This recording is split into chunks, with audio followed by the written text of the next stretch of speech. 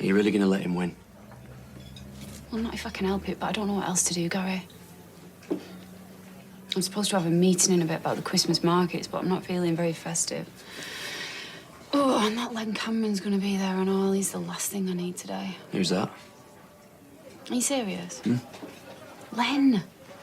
The counsellor who goes out of his way to wind me up. The one who went to the papers about Sally peeing in street. Ah, Pee-Gate Len. Got you. Yeah. The talk of the street. Talk of the street. The talk of the street. Talk of the street. The talk of the street. Talk of the street. The talk of the street. Talk of the street.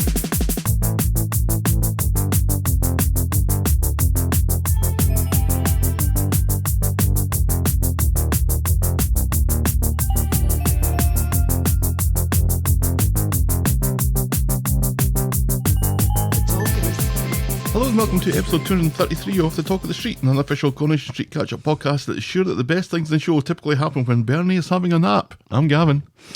And I also don't know how to curtsy. I do. Actually, that's a lie. I had a very southern grandma, so of course I knew how to curtsy. How's your southern accent coming along? Fuck I you. can curtsy with the best of them.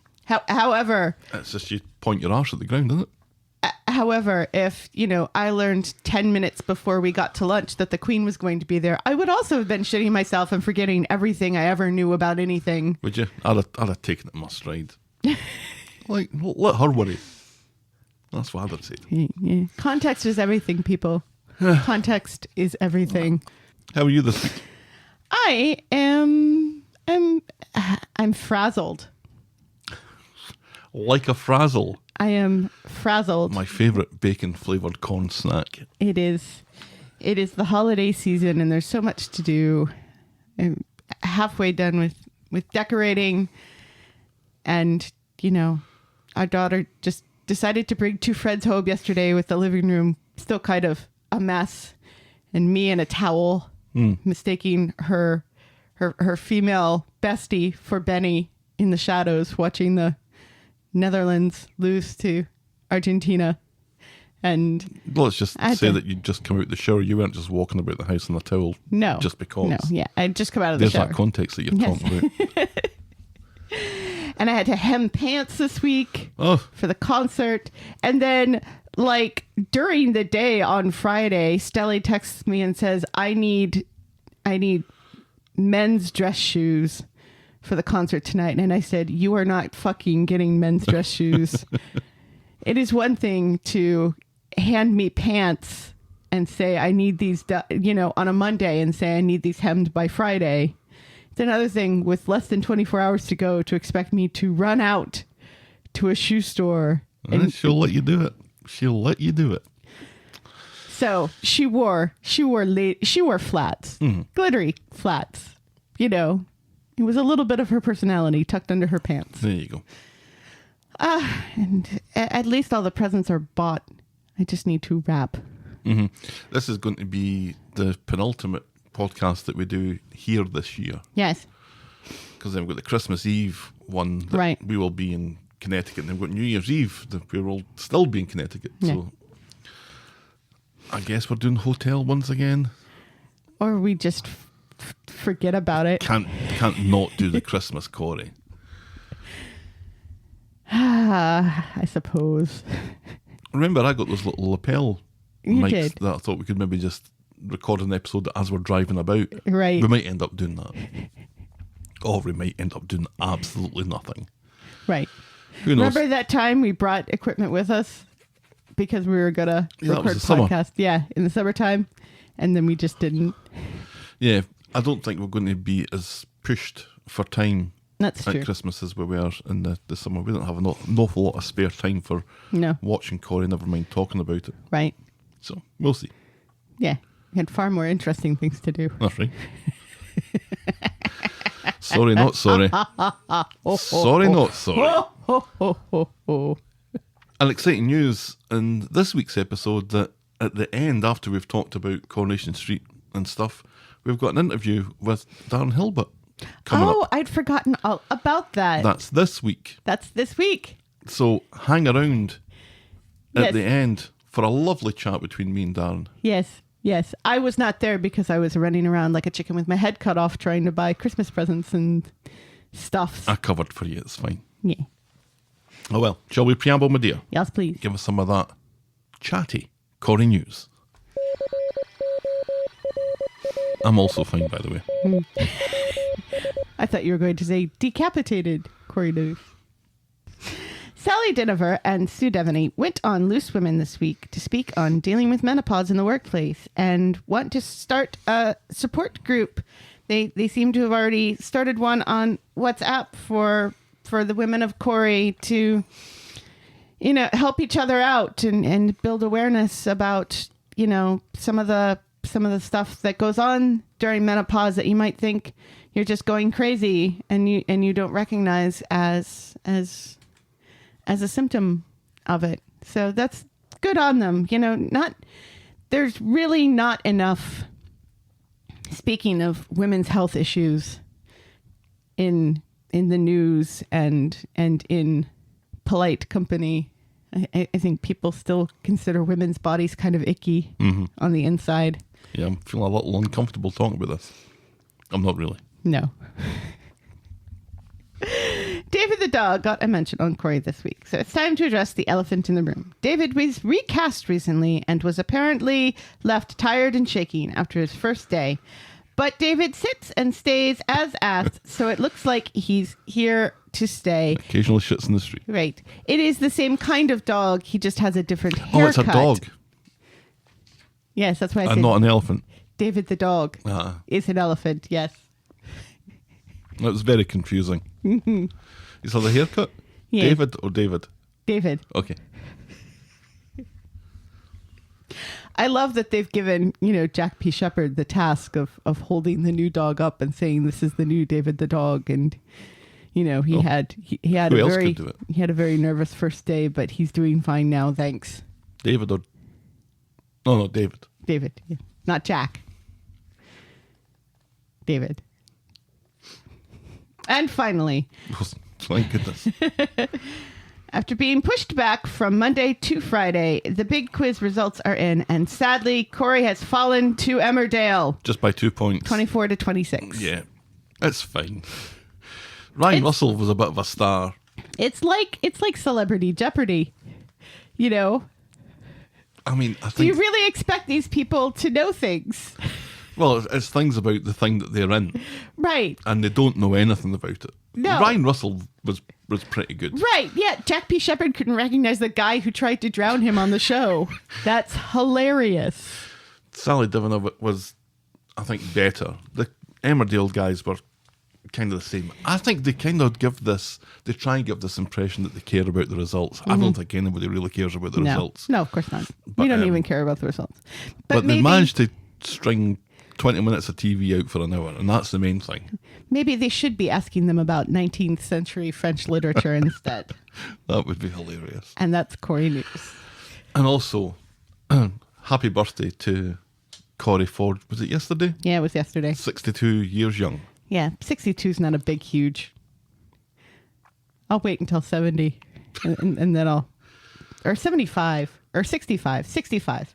When I hit 65, it'll be part of Corrie News. But I mean, we just had the hullabaloo for the 60th, so I was just kind of like... 2 years ago.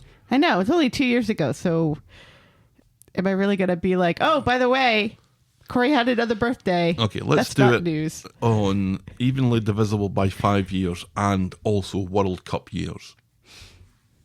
There we go. Who do you think's going to win the World Cup now? I think Argentina. I hope not, but I think it is going to be Argentina. Oh, you don't want Messi to finally win a World Cup? I don't really like Messi. Why not? He's nice. I don't really like Ronaldo either. Well, Ronaldo is an asshole, but Messi is nice.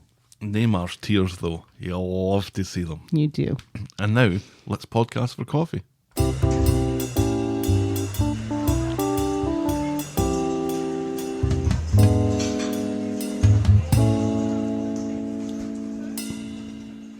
Thanks to Fiona for our coffees today. Yes, thank you. I'm drinking mine out of my meh cup. And I'm drinking mine out of my... Oh, did you mean that to be as noisy as it was? Yes. Okay, thank goodness.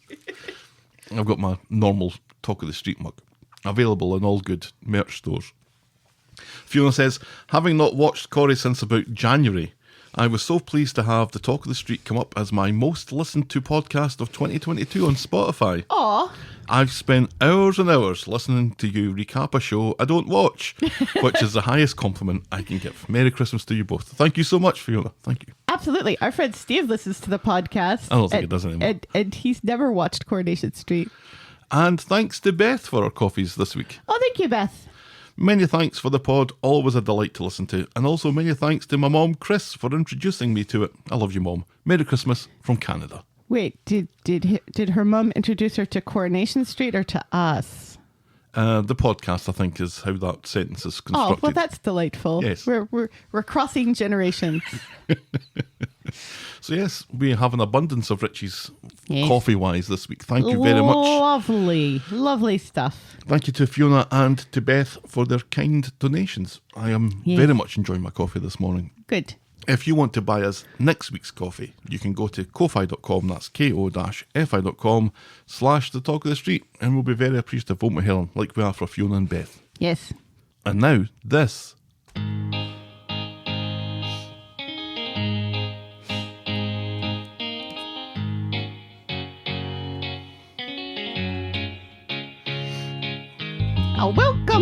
Welcome. Oh, welcome to Last Year Tonight with me, John Oliver. Just enough time to quickly talk about Gavin Scares Me. He scares me too.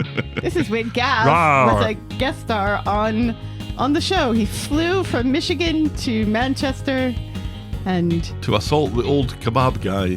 did a outside the great Rovers. job. That's right. This was Sarah's reaction to having to deal with ball-busting Gavin at the factory, remember? Oh yes, All- ball busting. All Gavins are ball-busting. All Gavins are assholes on television shows. Oh, On television shows. I was Gavin, and you were blown away this morning. We'd eaten Chinese food the previous night, but we're also under a wind advisory that morning, leading to 2 fart jokes in 24 seconds. And we also thought that the power was going to go out, so we ended up, yes, ended up buying batteries for this thing here that we didn't end up needing.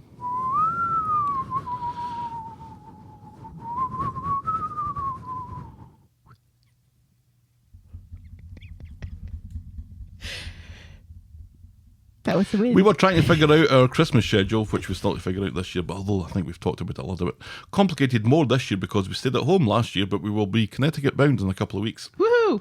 Yeah. Max is getting plenty of use out of his new camera, but is concerned when he captures Summer and Daniel getting a little too close for comfort. The Baileys continue to forget who has custody of Glory at the minute and draft up a document to get rid of Grace once and for all. Mimi's plans for her son's birthday, oh Mimi, rely on Tyrone turning up with an ugly cake and making a joke about a spillage of strawberries on the motorway. Sorry, So that that one wasn't was deliberate that time. unintended.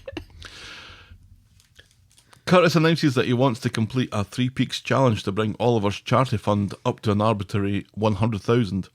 Sarah opens up about her menstrual cycle to a complete stranger after her business deal with ball-busting Gavin is spared. Always ball-busting. With speed dial still smouldering, Zidane begins to think his financial woes are at an end until the police are given reason to suspect arson. Whoa. Paul is an anti-vaxxer. Steve is shocked by London. And Phil with 2 L's. London? Phil with 2 L's socks go missing. Our moment of the week was Todd handing out business cards to the terminally ill, and our boring moment That's of the right. week was Summer banging on about Oxford. And that was Coronation Street and the Talk of the Street, this time last year. Yes. Shall we dive in, my dear? Yes, please. Our first storyline this week is Tim's mum about the house.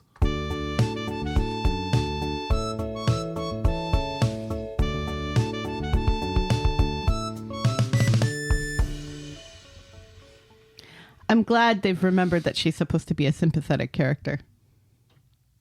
Yeah, there was a little confusion about that for a while, wasn't there? I am not glad, though, that she's being She's back to being nice and gullible again. and manipulated by a man. So we had pretty much a week without Coronation Street if you were watching it live. Because we started this week on Wednesday. So on Wednesday, Gail is up with a lark, vogling 5 guys. 6 fellas. Yeah, 6 fellas, not 5 guys. Sarah and Michael come in looking for Stephen. Gail has no idea where he is, but she's looking for him too, and she reminds us all that she has his phone. And then we see Stephen walking back from the tram stop with Tim's mum, looking like they both enjoyed each other's company and they arrange for a movie night tonight. And this is observed by a distant Tim. In Nina's roles, Shona is very much the delirious schoolgirl to see Stephen and Tim's mum behaving like dirty stop-outs. She gives them one piece of cake with 2 spoons and a wink. Then Michael and Sarah find him briefly distracted by his arm in a sling. I believe they were forks. Were they? Yeah. You don't eat cake with a spoon, do you? I think it's possible. An important point to pick me up on, though. They want to run the pitch by him, so Tim's mum fucks off without a bit of cake, poor cow. Later, Stephen is impressed with the pitch and the number of orders that they have waiting. The investors will bite their hands off, but he won't be investing because of family, so he's out. He also needs to find his phone, so Sarah tells him that Gail has it, and she's pissed at him. So now he doesn't want to invest in things because family. But I think that's always been his... Well, he was very eager to sell that silk to them, remember? And it was Carla who said you shouldn't mix business with family. Oh, that's right. Yes. So he's... How soon we forget. So he's Team Carla now on that. Well, not really. no. Tim's mum goes to Tim's and is chatting about Tim's jacket when Tim comes in. God, how many times can I put Tim in a sentence? Who gives his mum a Never enough. gentle ribbling about being seen with Stephen. Tim's mum is made of blushes. Sally's eyes pop out of her head. Tim hopes Stephen is treating her right, not like Tim's dad did. Because he was a dick. At number 8, Stephen is reunited with his phone and borrows a charger. Gail seems suspicious about Stephen's injuries. He moans about the number of work emails that he received, and Gail suspects that one of them will be from 6 fellas. And she tells him about the horrible call that she got from them, claiming that he owes them a moped and a phone. And if she didn't know better, she'd say he was a delivery boy. I thought that was very funny. It was very funny. Gail was great this week. Stephen bluffs quickly. It's been his lifelong ambition to be a fast food delivery boy. He tells her that he was looking to invest in their business and he was crashed into by the owner on a moped or something. Gail looks at him like it sounds like the most reasonable excuse that she's ever heard, and they all have a laugh about the delivery boy nonsense. Right, yes. Ha ha ha. How delightful that this minimum wage worker ran into you on the street. I thought it was the boss. No.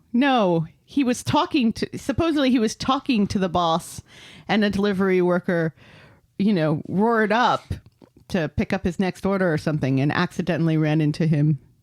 Hurting his arm. Yeah. Okay, that works. Sure. It's like that time that Shona got shot in the stomach. Oh, she did, didn't she? Yeah, and then got brain damage from being shot in the stomach. Later, Sarah comes in with bad news. She's fucked up the unfuck-upable pitch. Well done, Sarah. Audrey has a bright idea and suggests that Stephen invests. Yes, says Gail, that would be perfect. So Stephen goes through his family-based reservations again when Tim comes along asking for a word with him. So Stephen and Tim go out the back, Tim briefly distracted by a gnome. He wants to know Stephen's intentions with Tim's mum. Stephen... I too would be briefly distracted by that gnome. It was a lovely gnome. Had a very distinct glaze upon his hat.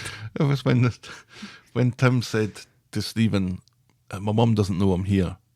And Stephen says, well, I would hope not, you're in your 50s. So Stephen and Tim go at the back, Tim briefly distracted by a gnome. He wants to know Stephen's intentions with Tim's mum. Yes. Stephen insists that they're just good friends and they only rim each other on weekends. God, Brew! That came out of nowhere, didn't it? It really did.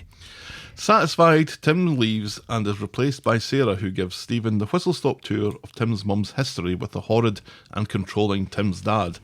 Gail and Audrey come out wondering when uber businessman Stephen is going to invest in his niece. So under pressure, Stephen agrees to invest the 12 grand. Why? Yeah. Why? You don't have it.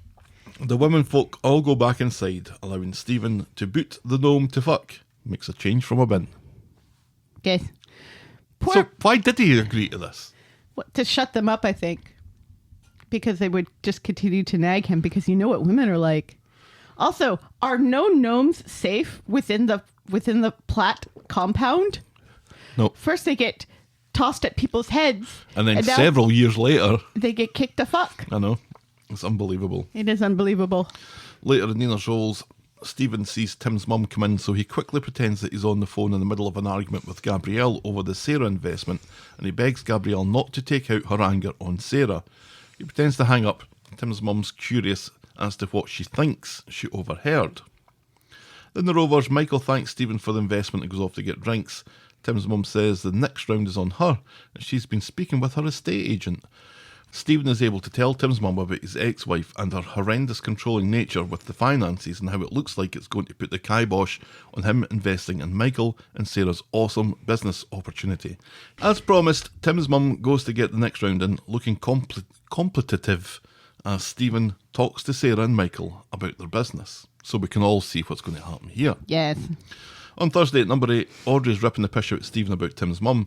Shona only too pleased to join in. They've seen her house in the estate agent window. Apparently, it's already under offer. Stephen takes an opportunity when Audrey nips off for a shite to nick her phone from her bag. And at Nina's Rolls, he meets up with Tim's mum, and as she chats about the sale of her house, he changes Audrey's number in his phone to read Gabrielle. Yes. Then he makes an excuse that he's left his wallet at Audrey's, so he disappears to get it. And he hides out at number 8 and sends a batch of nasty texts from Audrey's phone to his phone, which he conveniently left in Nina's Rolls face up for Tim's mum to see. Right. So Tim's mum reads what looks like Gabrielle calling Stephen a stupid prick and a useless businessman, and his Canadian accent needs work. He comes back and Tim's mum confesses that his phone has been busy with nasty texts from Gabrielle. Shocked, Stephen says it's all true. He is a failure after all. He's 65, living with his mum, sounds like he comes from Ohio, and can't afford to fulfill his promise to invest in Sarah's business. She insists this is Gabrielle gaslighting him, because that's what gaslighting means now. Leaving Tim's mum, Stephen changes his contacts back and then meets up with Audrey to give her phone back, claiming that he found it outside number 8. Now, does he remember to delete those texts, though? I was thinking that. Hopefully. I mean, hopefully, right? One would hope. Surely this isn't how he's going to get caught out. If he remembered to change the name, he must have remembered to change the... Does no one remember that he murdered someone?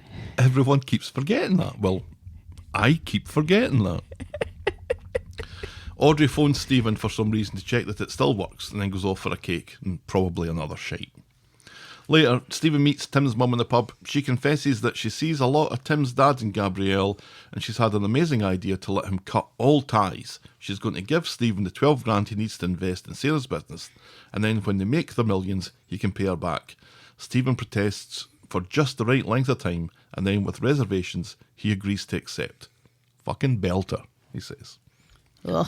On Friday, Stephen and Tim's mum meet up in Nina's Rolls. He's appreciative for the loan, but asks that Tim's mum keeps it under her hat. It's their little secret. Then Sarah and Adam come in, and Stephen is able to tell him that they'll have their money to invest soon.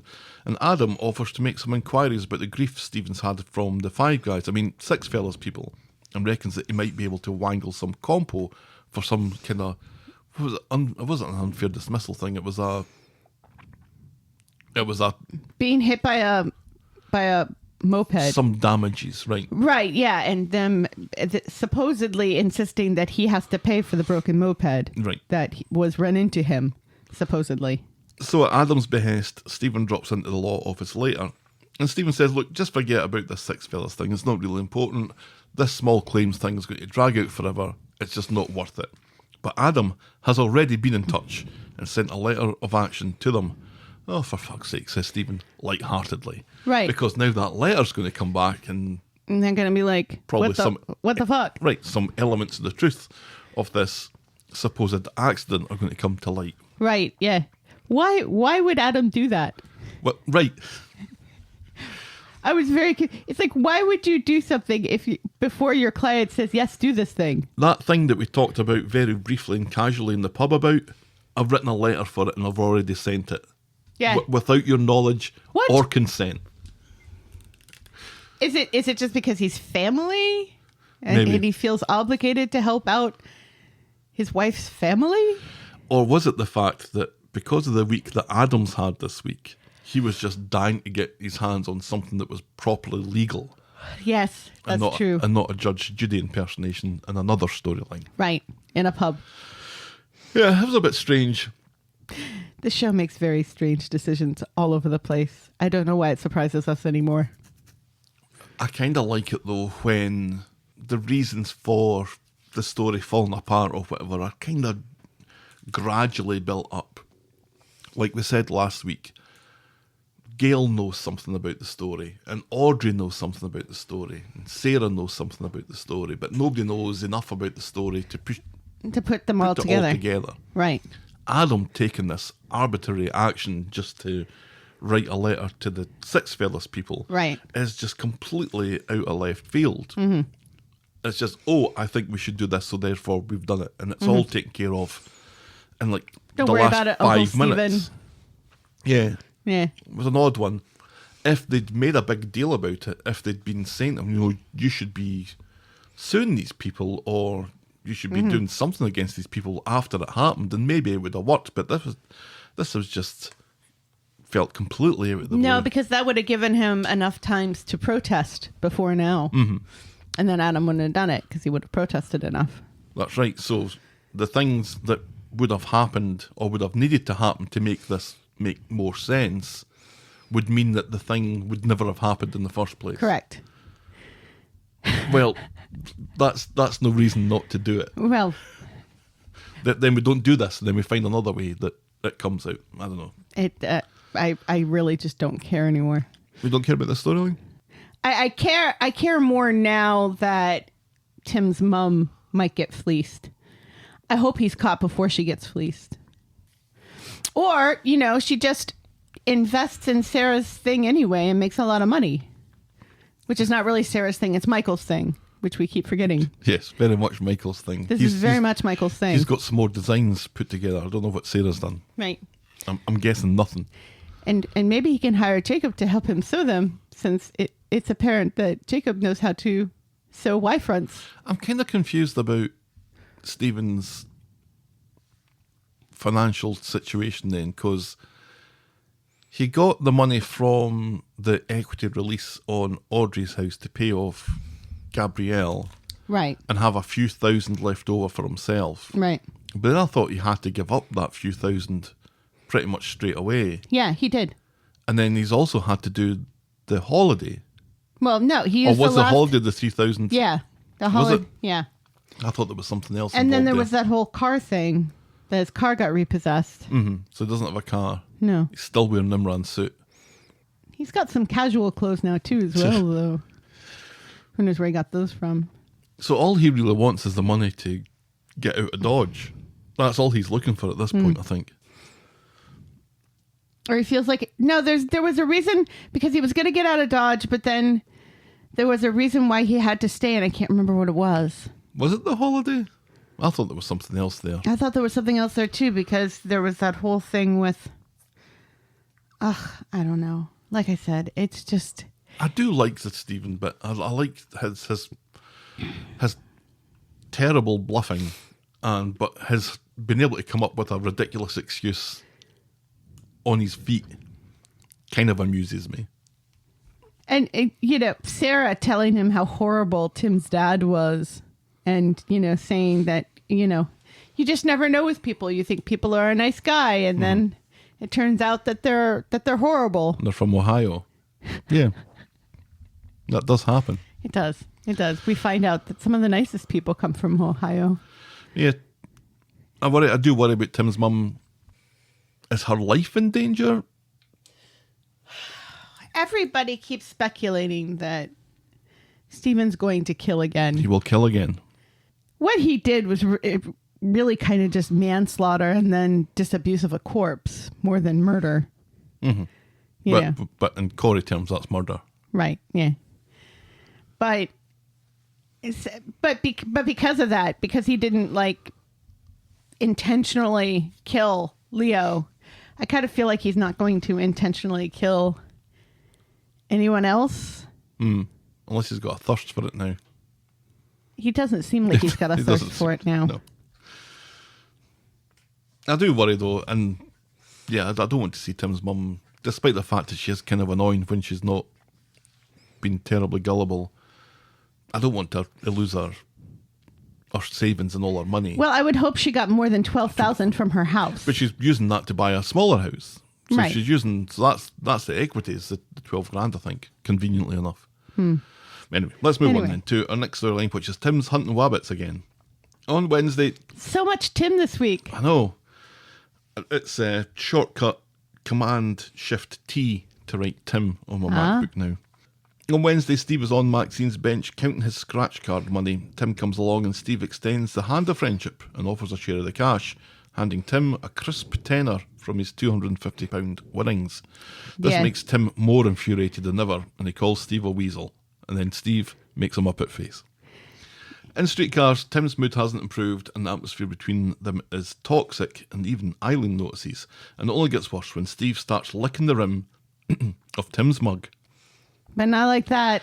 And that does it, says Eileen. But as she intervenes between them, she winds up with her tea all down her front. Womp womp. His corn on the cab mug. Which Sally got him. Sally would never, ever buy a corn on the either. cab mug for anyone. I don't think so either. No. So, lick away, Steve. I think Tim's lying. Faye, maybe. Maybe Faye got it for him. I don't think Faye has that sense of humour, does she? Sorry. I don't think Faye has a sense of humour, does she? It's got a cab on it. Her dad's a cabbie.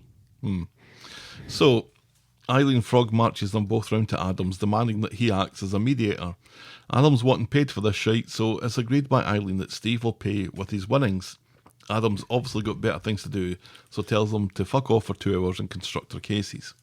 Back home, Tim finds that Sally could not give a solitary fuck about this business with Steve, and is incensed when he insists that she attends the mediation, seeing as this was all her fault anyway. Yes.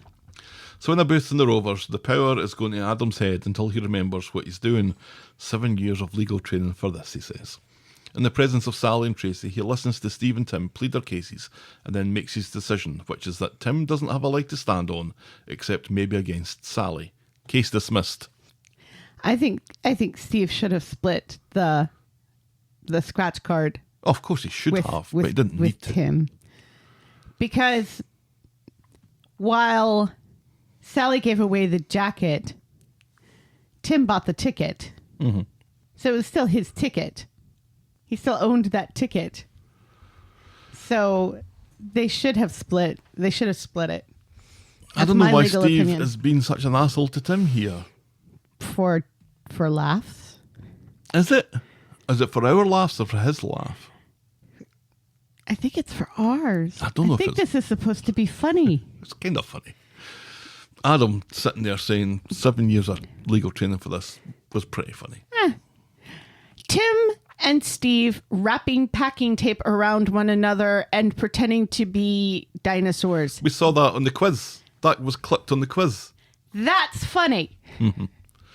And Them do you know what fighting happens? over a coat that was accidentally donated to the clothing swap after we just went through an unsatisfactory storyline with Haley's anorak, which was never found, and that story was never completed. Less so. Go back to wrapping one another with packing tape, please. So that was clipped on the soap quiz. Was it? What was the question? And, well, I can't remember. But at the end of it, what you kind of forget happened at the end of it is that Steve and Tim are sitting on the bench outside and they proclaim love for each other, that they're each other's best friends. Yes. This is not what best friends do. Well, to this degree, to let it go to this extent, I still don't know why. Oh, well, I do know. Because Tim told Tracy that Steve didn't hurt his foot right, in yes. the burglary. Yes. But Tim was provoked into doing that. Right. Tim just didn't say it out of the blue. Right. Steve did something which was not give Tim his jacket back. Right. And he was just kind of pulling his leg. He intended to give the jacket back until Tim said something to... Well, so he said. I don't know. Did you and Stoops never have an argument like this? No. Me and my big bear? No. Not to this extent. Not where we had to get a lawyer involved. Did they really have to get a lawyer involved in this, though?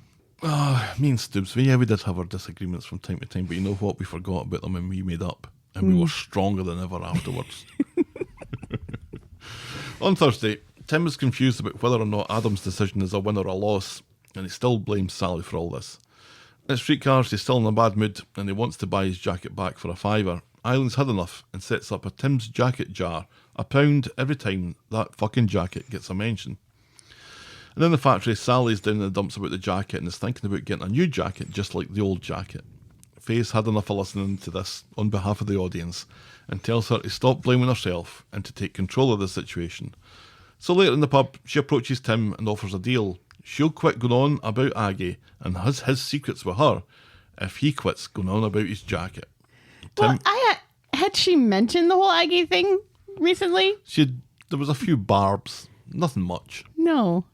That's been offered up. Uh-huh. And Tim accepts the deal and they smooch in the booth. Which means that when Steve comes into the pub later to brag about his jacket, Tim doesn't rise to the bait, and Eileen and Sally split the money from Tim's jacket jar to buy themselves a round of booze and probably a hot pot. And that's as far as we get with that this week. And I think that's that done now. I hope so. That's 2 weeks that's lasted. Yeah. And yet we still don't know what happened to Haley's anorak. I don't think we're ever going to find out what happened So to mad Haley's about anorak. that. So mad about that. That's a jacket we care about. Mm-hmm. We don't care about Tim's jacket. There you go. This is how Coronation Street makes a story about a jacket something that you're emotionally invested in because of what the jacket means to Roy and Evelyn to get it back. I didn't know that Tim really cared about this jacket. It wasn't as if it was Kev's bomber jacket. If it was Kev's bomber jacket, then fair enough. It wasn't until Steve rolled in wearing it that I was like, oh, okay, that one. Right. Because when he was first complaining to Sally about it, I was like, what is he talking about that he wears it all the time? I don't remember this. But then once I saw it, I was like, oh, yeah, okay. Mm-hmm. You know, it's certainly not like necklace of the week. Necklace of the week. What was your necklace of the week this week? I don't think there were any necklaces this week, I were think there? we got a brief look at Spider's necklace. Ugh. That is our necklace of the week. One of those hippie beaded hemp things that I used to wear a lot in my 20s. Did you? Yeah. Oh, shame on you. I was a very dirty hippie in my early 20s. That's how I became a single mom. It's funny that. Good times. Anyway. A boring necklace of the week this week. I guess it's going to be Spiders as well. Boring necklace of the week. All right, let's move on then. And Coronation Street, this is a hint for you to also move on from this story. Please. Let's not put this into week 3. No. Our next story is Todd's pulling teeth. On Wednesday, Sean and Dylan are putting up their Christmas tree in Eileen's. It's their first Christmas together in yonks. Dylan thinks that Laurence should get an invite, and Eileen has no objections. It's just a few more sprouts. You mean Laurence? What did I say? Lauren. Do you think that he's going to get more than a few sprouts? I would hope so. Yes. I think he's going to get an abundance of sprouts. Maybe get some pork as well. From the Sean. Maybe a little bit of beef. And some corn on the cob. On later at Nina's Rolls. Or at least the cob. Later in Nina's Rolls, Sean is talking it over with a disinterested Todd, who leaves hurriedly when Laurence arrives. Sean drops the question and asks Laurence to spend a Christmas with a household of people that he barely knows. So they go back to Eileen's to make their big announcement that Laurence will spend Christmas there. Todd is visibly uncomfortable about this, which George spots. And later George approaches Todd about it and says that he knows what Todd's doing here. Todd looks guilty as fuck, but George thinks it's all about Todd not wanting Sean to get hurt again, which is an excuse that Todd leaps on, and George thinks this is very commendable. And deep inside there, Todd's got a bit of a heart. That's as far as we get with that this week. Yes. I kind of want Todd and Laurence to get together. How dare you? Yeah, I think I'm more invested in those two together than Sean and Laurence together. I think it makes more sense, Laurence and Todd, than Laurence and Sean. Yeah, but Laurence is flighty and ditzy and a dentist. I think he common works better with qualities Sean. in a dentist. Yeah, I think the two of them I think Laurence and Todd definitely look better together. Oh, that's a bit harsh. Makes sense, rather. It makes sense the two of them being together, I think. I don't think so. I want him to stay with Sean because I think he makes Sean better.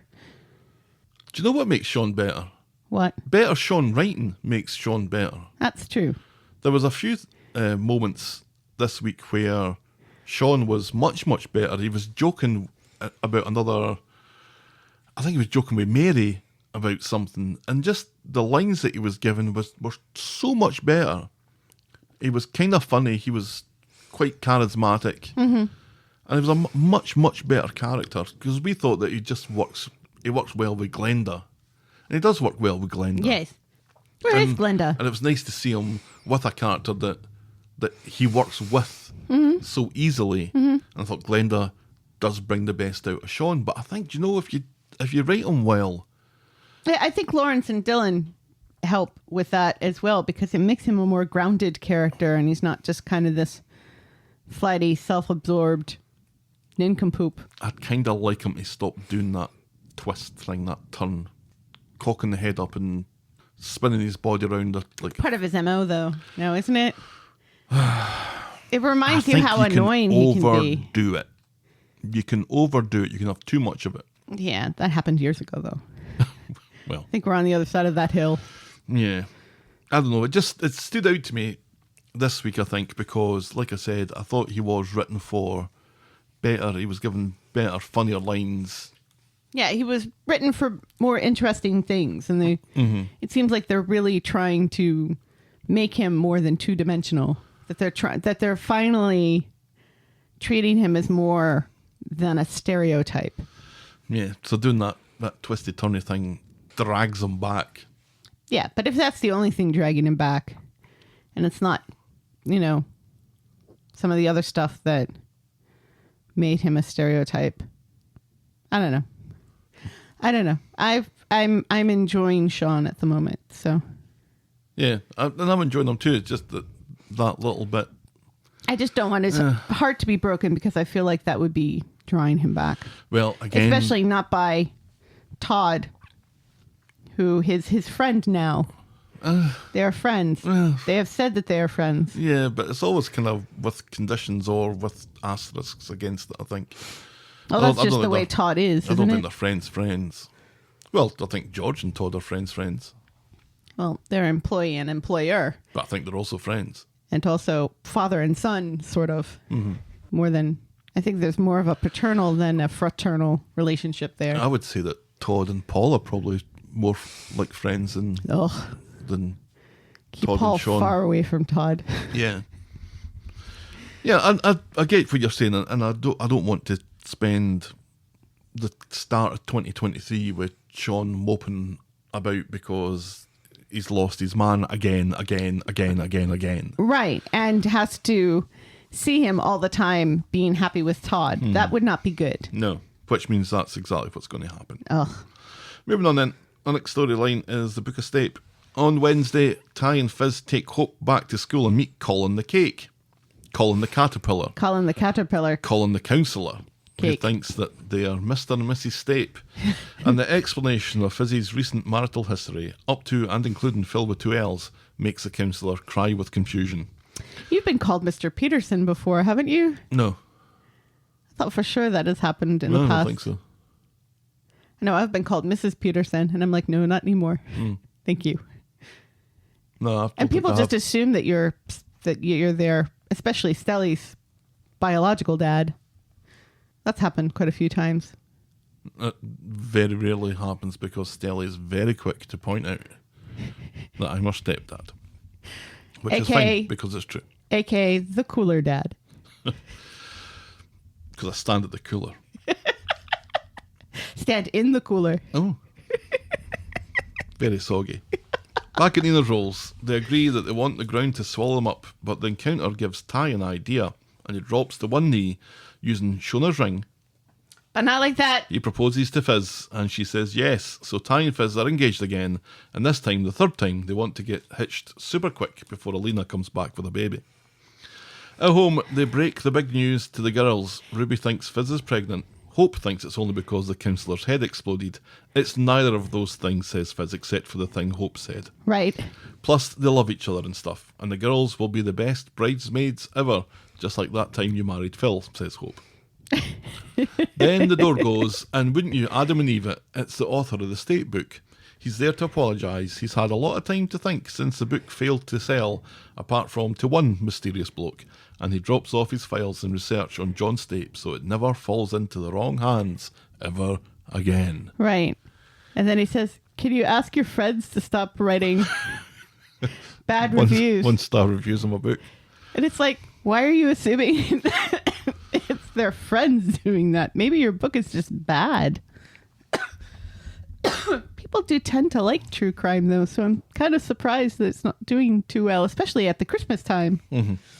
Especially since Beth bought it. If Beth is putting money behind something... Is Beth the only other person that bought... No, the journalist had got a copy of it as well. Oh, that's right. Or no, the therapist. The therapist had a copy. The therapist had a copy, Beth had a copy, and Ty had 40 copies. I think that's it. Yeah. On Thursday at home, Tyrone is frantic with worry. He can't find the jiffy bag with the research documents in it. Fizz has already handed it to Gemma to hide in her loft, deciding to keep it for Hope when she's older rather than just burning it just now. But at the quad house, it isn't in the loft because Gemma's lazy and the ladder broke, so she's hidden it in the pantry and plans to warn Bernie not to open the door when she's looking after the kids later. In Nina's roles, Hope is with Joseph and Sam, and it is delightful. It is. More of this, please. She knocks over her milkshake and instantly refuses to take the blame. Bernie reckons it must have moved itself and wonders if the kids are having a seance, which means she has to explain to them what a seance is. But she seems to be getting confused with a Ouija board as she turns over the milkshake and spells out, "He's buried under the flower bed." And she laughs as Sam, Joseph and Hope stare at her like she's mad. Right, yes. It's very funny. Yeah. What a lovely little group those three kids are. Yes, yes, absolutely. Wee Joseph. Wee Joseph. Oh, we saw wee Joseph last night. He was playing in the middle school band. So wee kid just looked exactly like Joseph. Yes. Well, he was a small boy. Right. We saw Jacob look like it as well, didn't we? Wearing tracky pants. That was Joseph as well. Was it? That was Joseph. Yeah. Was it? Mm-hmm. Joseph was playing in track pants in the band? Yes. That doesn't seem likely. Later at home, Bernie goes off for a nap, which allows the kids to set up a Ouija board using a deck of cards. Sam coming up with the idea of assigning a letter for each card. You ever mucked about with a Ouija board? Mm-hmm. Of course I have. Yeah, it's good fun. Yeah. Until it's most definitely not. I was totally moving the glass. When I did it, I was totally moving the glass. My cousin tried to burn one once and it started to shake and move and jumped out of her hand. She was probably shaking it. She was to freak us yes. to freak us out. But still, it was terrifying for a 10-year-old me. Mm-hmm. I was much older when I did it.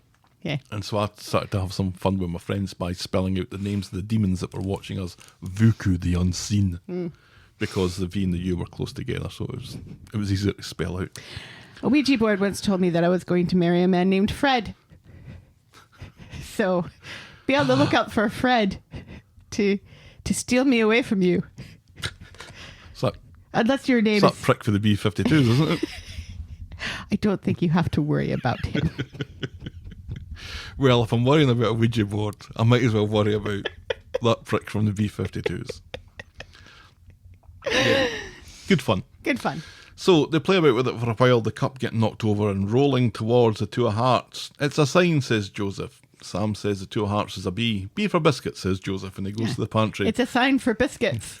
And as he opens the pantry door, the jiffy bag falls out and pictures of Stape are clearly visible. Bloody hell, it is a sign, says Hope. So they go through the stuff and are confused by a cassette tape, and I've never felt so old. So ridiculous. Our kids wouldn't be confused by a cassette tape. Stelly owns cassette tapes, for Pete's sake.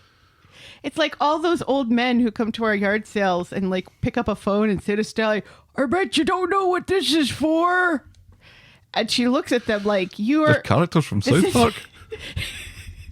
This is coming from my house.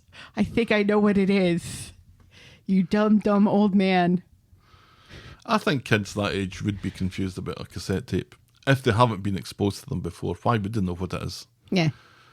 And it's just that this house is full of things from the 70s. And the 50s. And Well, the that doesn't 30s. make it better. And the 19th century, a few things. Sam thinks it's a primitive means of recording and communication and knows that you can't fuck around with the tape inside it. Benny comes down for a nap, shocked that the kids are messing with their quilt, and they manage to cover just as Chauncey comes home. Surprised to see them playing cards. Oh, Chauncey. That's right, says Bernie. It'll be a slinky, a 3-bar fire, and a ghetto blaster next. That was funny. Are slinkies really not a thing anymore? I'm sure our kids had slinkies. Were they ever a thing? Yeah. I don't know if they were a thing in the UK. I never had a slinky. Slinky. Yeah. No, I didn't. Well, no, I'm saying that they were a thing. They were a thing here. I had a slinky. Back home, yeah, because you were Connecticut. You were a Connecticut kid. Of course, you had a slinky. And also, most kids are aware of the Toy Story movies. Slinky Dog. Slinky Dog is a contemporary character in a Pixar movie franchise. Do you know how old Toy Story is? Don't tell me. Well, no, the 4th one just came out like 2 years ago, and you hated it. You were so mad. I don't think Slinky Dog was in it, but do you think people... No, look at because Slinky he Dog? died. Or the man who, what's his name? Who voiced him died. Back home, Hope is on the Voggle when Tyrone, Father of the Year, suddenly remembers that she's banned from it. The laptop, not the Voggle. Right. She goes upstairs, which allows Ty and Fizz to check the history, and they see what she was looking up. And she was looking at ghetto blasters. Oh, how cute. And cassette tapes. Oh, how cute, say the parents of the year. Meanwhile, Hope is listening, sitting on the stairs, using a biro to reel in the loose tape on the cassette. Yes. It was Sam that taught her how to do that, I'm sure. I think it was the Voggle. On Friday, it's Hope's birthday. She gets a laptop, but Hope would be more interested That she's banned from using. Well, I think she was banned from using fizzies. So they got her own one. I don't know why they're spoiling this child so much. Right, yeah, and Ruby still looks pissed. Oh, she is pissed. Hope would be more interested in a cassette player as Sam's made her a mixtape. Ooh, mixtape, says everyone. Everyone over the age of 40. Sadly, they don't have a cassette player. But Tyrone is able to pick one up from Roy. Fizz and Tyrone are worried that Hope was more interested in this than the laptop or their upcoming wedding. Super parenting. Fizz says absently that she would prefer just to skip the planning and get on with a simple wedding. Says Tyrone, light-heartedly. Then it's Hope's birthday at Nina's Rolls. The kids are playing Pass the Parcel and Tyrone makes sure that the present lands on Hope. And wouldn't you... That was so bad. That's so bad. And wouldn't you know it, it's the tape player. Hope wants to go home immediately. So at home, Hope tells Tyrone and Fizz to fuck off so she can listen to her mixtape. They think it's cute that she has such a crush on Sam, but of course, this is all so she can listen to a tape of John Stape doing an English study aid thing where he's talking about a novel or something. Little Women. Was it Little Women? It was Little Women by Louisa May Alcott. Later, still at Nina's Rolls, Joseph has fallen asleep in his chair. Chauncey and Gemma demand to know what's wrong with him. Promise you won't get mad, asks Joseph. No, says Gemma. Now spill. As she pops yet another pickled onion into her mouth. Who brings pickled onions to a child's birthday party? Everyone likes a pickled onion. Do they? Oh, yes, please. It was always the highlight of Christmas and New Year. Was that you'd get the little plastic swords and you'd get a little chunk of cheese. You'd get a little cocktail pickled onion and you'd get a little cube of ham. Okay. Oh, you're in taste heaven. Are you? Oh, absolutely. Can you get those little swords here? Of course you can. Can you get the little pickled onions? Maybe we can get them at like Horrocks or something. I'm going to try and source that today because it is a taste sensation. We can make them at my mum's. We can bring them to my mum's and pass them around and say, this is one of them weird Scottish traditions. I don't think it's a good idea to have plastic swords at your mum's. Somebody could put out their eye. Or someone else's eye. Yes, that's what I mean. So Joseph grasses up Hope, and Gemma storms round to see Fizz and lets her know that her daughter is trying to summon the dead and put the fear of death into poor Joseph with the Ouija board. Fizz just can't believe it. But she and Tyrone confront Hope about this, and she admits it, wondering what her punishment is going to be. But there is no punishment, and Fizz understands that she just wants to hear from her dad, and Hope promises not to contact the spirits ever again, and she's let off. "We are brilliant parents," says Ty and Fizz to each other. I think Hope was a little disappointed by the lesson on Little Women, not having anything to do with, murder. Later, Tyrone goes to apologise to Chauncey. They have some beers, and Tyrone announces that he secretly arranged the wedding for Christmas Day. Fizz is going to love it, says Ty. And they're watching the Great Pottery Throwdown, and that's the thing that makes Ty say, "Oh yeah, I'll have a beer and sit and watch the Great Pottery Throwdown with you." That was delightful. Yes. That was my favorite part. Tyrone has got a cancellation at the hotel for Christmas Day. And Chesney's like, "Well, of course it's a cancellation because it's Christmas Day. Nobody gets married on Christmas Day." And Tyrone thinks this is great because he'll never forget his anniversary again. But he will. Right. Of course he will. Right. So remember, it's Christmas, but not his anniversary. Absolutely. Yes. That was quite funny. Yeah, and the way that Chauncey is looking at... We're going with that. Is looking at Ty. You started it. No, I think you started it. I also said Chandler. You didn't have the same... it's not as funny as Chauncey. You didn't have the same conviction as you did with Chauncey. I want the show in the next year to have a secret twin pop up, and the secret twin's name is Chauncey. He's been in the show since he was like 8. Doesn't matter. How long did it take for him and Fizz to realize that they were siblings? That took a while, didn't it? No. It could be like the Parent Trap. They could Parent Trap him. So the Chauncey is the one that was raised in America, because they were separated at birth, but for some reason they were both given names that started with CH and kind of sound similar. You have Chauncey, who was raised in LA. Oh, no, I was going to say East Coast, definitely old money. Oh, okay, yes, that does work. Right. Do you know? I think there's legs. I think this has legs. I think so. So, you thought that Hope was disappointed, and yeah, because they, she's like, "Don't worry, I won't be doing that again because it doesn't turn out the way you want." But also because she doesn't need to, because she's got the tapes. She's got this one tape. That's all she has. Everything else got shoved into yet another cupboard by Bernie. By Bernie. Yeah, but now Hope knows where that is. Yeah, but I'm sure Bernie moved it again. I'm not sure. Maybe Hope is going to turn over a new leaf and become really interested in 19th century feminism. You never know. You never know. I do like the idea that her and Sam have a little crush going, even though that's not happening. That's definitely not happening. No. Sam was pretty funny as well because he was like, what mixtape?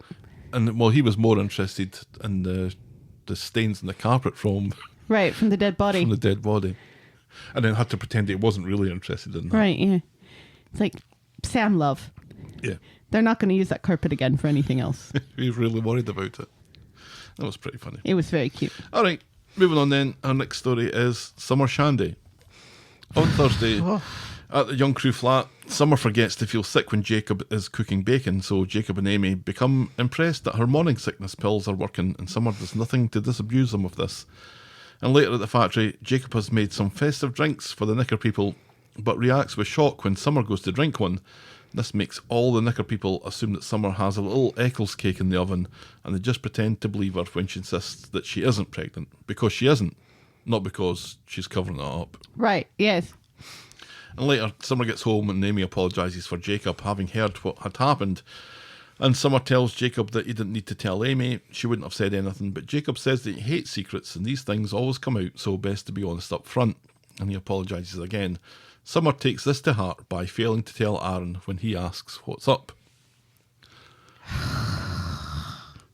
And again, I think, we kind of mentioned before we started recording, there's these little elements of where the show kind of becomes its own viewer. Right, yeah. Because Jacob here was very much I'm not keeping secrets, I'm telling her because she's going to find out anyway, and it's much better that she finds out now what I did. Right. Which is kind of what Summer should have done. Right, absolutely. Ages ago. Yes. On Friday, at the flat, Summer has got a text from Mike and Esther who'll be dropping round later. Plus, they've more shite to deal with before that because Amy has found the morning sickness pills in the garbage, so Summer has to come clean. She's unpregnant, and she's been unpregnant for about a week. Yes. And Nina's rolls, Summer and Amy chat the miscarriage over. Amy asks what Mike and Esther have to say about it, and yeah, about that, says Summer, and she explains that she hasn't told them, and Amy is appalled. Seriously. Back at the flat, Amy tells Jacob, and the two of them get stuck into Summer. This is totally fucked up, and now you're stealing money from this weirdo couple, and you've changed, and Summer 1.0 would never have done any of this. Right, yeah. Yeah. The show seems to acknowledge the fact that that we're all right. Right. That none of this should be happening right now. Yep. That this is completely adverse to this character's character. Amy tells her that she needs to tell them just as Esther and Mike arrive. So they leave, but they make it clear that they know what's going on here. And Mike and Esther are worried that Summer's blabbed. So Aaron has to distract them by saying that the baby kicked this morning. And then Summer covers by saying, oh, it was more of just like a little flutter. Yeah, but that doesn't stop Esther from being super excited. She needs some good news as her mum's sick, apparently. Then, if we didn't think the couple were creepy enough, Esther produces a portable ultrasound machine and some jelly intent on doing a homemade scan or something.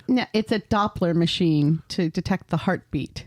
It's because that's less creepy. Well, it's an actual thing that you can buy as opposed to an ultrasound machine. It's creepy though. We can agree on that, right? It is creepy, and it gets creepier. Oh, it gets creepier. It gets so much creepier. So Summer has to let Esther scan her belly for a baby that isn't there. Mm-hmm. And you see her belly all slathered in the jelly and the goo. Right, which you don't need for a Doppler machine, but never mind. And Summer freaks out, saying that she's had enough of this. Aaron blames it on the nerves ahead of the scan tomorrow. Uh-oh. Esther has a really good feeling about this, which is based on I don't know what. Being crazy? And later in Speed Dial, Summer tells Aaron that he's made matters worse because this is all his fault. Amy appears and tells him that delaying telling Mike and Esther is making matters much, much worse and calls what they're doing cruel. I'm not a monster, says Summer, but to get Amy off her back, Summer promises to tell the truth to them tomorrow. Well, she better before that scan, because when they show up for that scan, the doctors are going to look at her like, what are you doing here? It's the change in Summer that Amy has pointed out being absolutely 100% on the money. Because Summer presumably hears herself talking here, where she says things like, well, this is just far too difficult to tell them, and what I need time to be able to tell them. Not realising that the logical extension of that is that the longer that she leaves it, the worse it's going to be. Right. And if she needed more time because she was distraught and grieving, it would be one thing. But she needs more time because she has stolen money from these people. Right. To take care of a man who is not her responsibility and who is never going to get better until he acknowledges that he's hit rock bottom and needs to get better. Mm-hmm. So just throwing bad money out after good here for this thing that she is not responsible for. And there are no adults here. She actually says, I needed the money to stop Eric from drinking himself to death. That money is not going to do that. No, it's not. If Eric is going to stop Eric from drinking himself to death. If Eric wants to drink himself to death, yes. He's going to drink himself to death. Until he acknowledges that he has a problem, and not just because he's been forced to by a program he didn't want to get into, it's never going to happen. No. And this is just such... It's such a misuse of what alcoholism actually is. Oh, don't get me started on this. It angers me so much. You know, this whole thing just is such a... He's a walking whiskey bottle. That's the depth that they've given him, is just a walking whiskey bottle. The only way they could have made it worse is if they made him Irish. With a donkey. Right, and then he'd really be a stereotype. Yeah. And a cliche. And just the way that they're handling it, it's disgusting, and it makes me very angry. On top of just being very angry that they've just completely made Summer somebody that she's not. Mm-hmm. So, let's say she does tell Mike and Esther on Monday or whenever the next episode is. That she's lost the baby. That she's lost the baby. She didn't have to tell them when. Overnight she's lost the baby. Mm. What do you suppose is going to happen after that? Well, they're going to get mad and expect their money back. They're not going to be able to give them the money back. Right. Because And because Eric's currently drinking it. Right. And Esther and Mike really have no recourse because what they're doing is illegal. So they're going to maybe do bad things to Summer and Aaron. They're going to threaten them. They're unhinged enough. Yeah. And especially considering that whole thing, because let's remember, although I don't know if this is even the case because there is no birth certificate, remember they were going to say that it was Mike's baby all along to try to sort this. Yeah, and that's a little thing that popped up in my head as a bit of a worrying aspect of it. Because they don't have any paperwork about that yet, do they?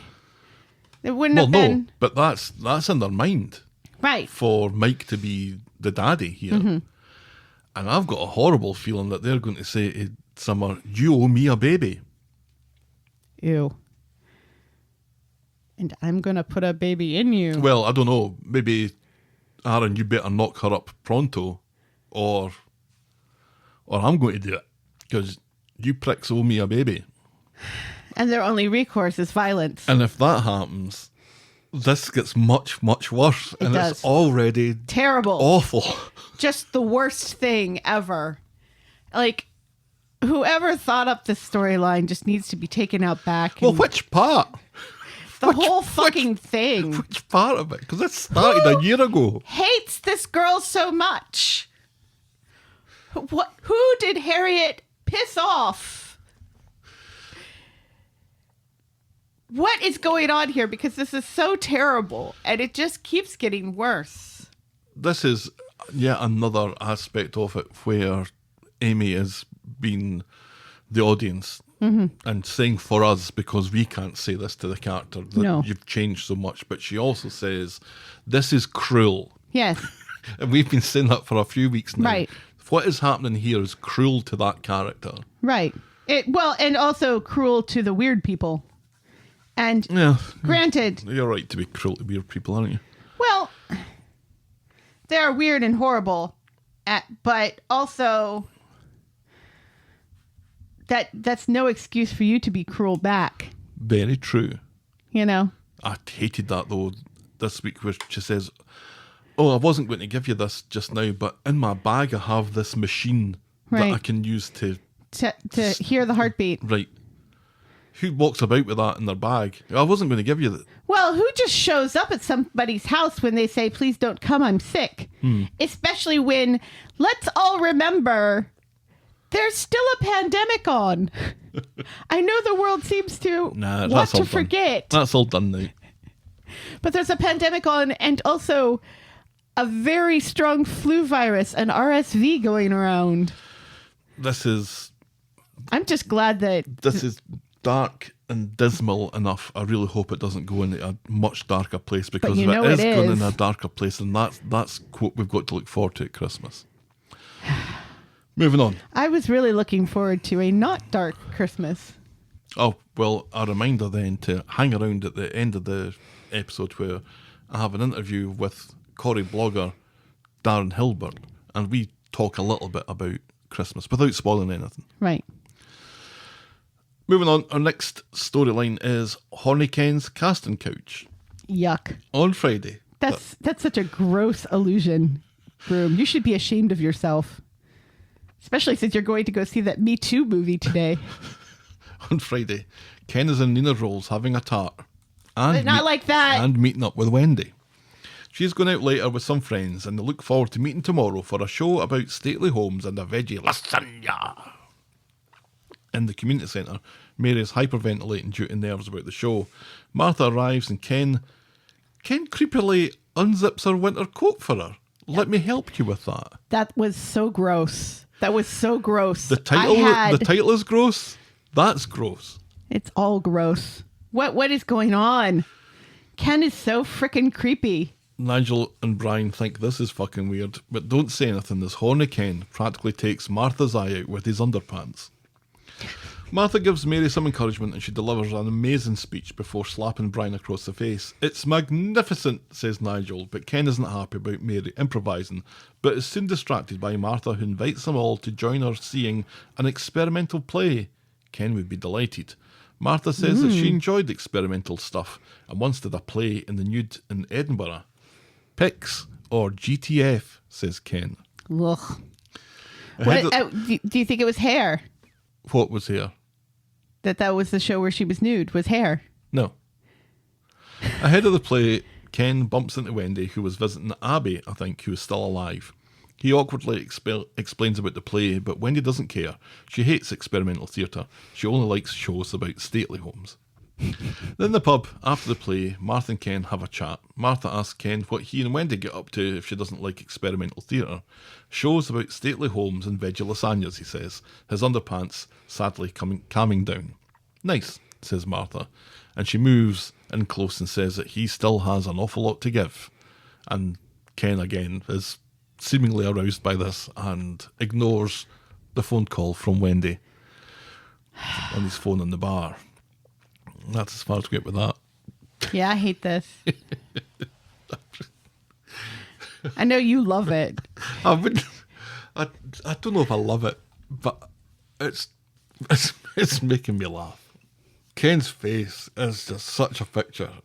He is a dog with two dicks here. But it's so weird because last week he seemed to very intentionally say, seemed to imply that nope, he's committed to Indy. Mm-hmm. And yet, immediately this week, he's creepily taking off her coat. What's he doing unzipping that jacket? Let me help you with that. Yes. What help? Because you're this infirm, gentle, fragile female who mustn't get her fingers caught by the zipper. Mm-hmm. Well, she's Stephanie Beacham. Who can fucking take her own coat off, thank you very much. I would have punched him in the face if he'd done that to me. But what the fuck are you doing, man? Nigel's face. Get your fingers off my chest. Nigel's face when that happened, though, and then Brian's face later. Ugh. They're both just, what on earth is he doing? Do you think Brian has a crush on Mary? Does Brian... It kind of seems like they're very subtly implying that Brian now has a crush on Mary. I think you might, and I think you're right that they're kind of sneaking it. They're sneaking it under the Stephanie Beacham stuff. Right, yeah. Right. Because he wants to rehearse with her a little bit longer. Mm-hmm. And he enjoyed the slap. And he, the slap heard across the world. I do not like the idea that Mary is a bundle of nerves, though. Not our Mary. Our Mary doesn't get to be a bundle of nerves. It did give us, though, the scene where she's breathing into a brown paper bag, which was pretty funny as well. Well, I will give you that. I just don't want Wendy to get upset about this. Yeah, I don't want Wendy's heart broken. And I don't know if Wendy's heart is going to get broken about this, because Wendy was very much the one who had to be talked into this. But the fact that she's been talked into it and she seems to be giving it a proper try. She kind of seemed to know what was going on when Ken was just like, oh, well, just a few people, Mary, Brian, and some other people. And then when Mary mentions the fact that Martha's going, Wendy gives Ken a very knowing look. Yeah, when Wendy walks away from the situation, she's kind of, you can see her, the wheels whir here. And so when Ken hasn't answered the phone later on, one has to assume that she's maybe onto it a little bit. Yeah. But I think he's going to go with Martha. He's clearly besotted. He was clearly besotted with Wendy. Right. A month ago. Exactly. It's kind of gross. Take a cold shower, old man. Put that thing away before someone gets hurt. Mm-hmm. Go back to the plastic swords again. Or so help me. All right, our final storyline. Put it away for you. This week is Mad Max 3 Racism Road. On Wednesday, in Nina's Rolls, Gary and Maria are chatting about all the racism that's been happening these days. Gary thinks Maria should put all her effort into getting Muneer to change his mind about the market thing. No, about the community centre thing. Yes. Which Maria agrees to do, warning that Pee-Gate Len, Maria's nemesis, will put up a fight against anything they plan to do. But in the meeting at Speed Dial, Muneer is very worried that Griff represents a significant chunk of the Weatherfield population, and even when Alya comes in to reveal that the names in the petition are fake, it doesn't matter. Weatherfield is too racist, so the community centre thing for the refugees is off. Maria, Alya and Yasmin lick their wounds. It was such a noble idea, and it was all for naught. But then Yasmin has an idea. Yeah, I don't like this. I don't like the fact that, that the person that they brought in to be like that he's so quickly put off by one group of idiots and not, standing his ground. Yeah, that happens a couple of times this week. Yeah. Yasmin has an idea, and she tells him to play Griff at his own game and get a petition together of locals who support the refugee idea, and suggests setting up a stall to gather names at the Christmas market, and Maria thinks this is brilliant. The council meeting later takes place in the Death Star.